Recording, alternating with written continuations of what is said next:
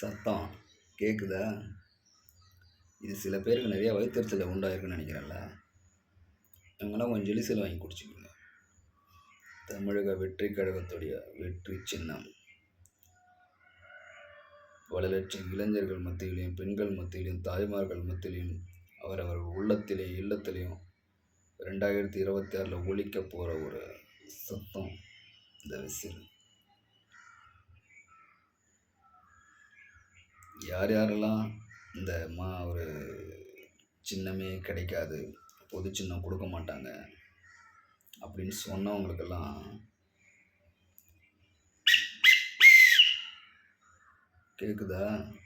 கேட்கணும், இனிமே கேட்கும்.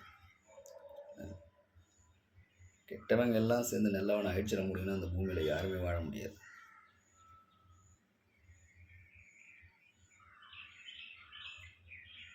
2026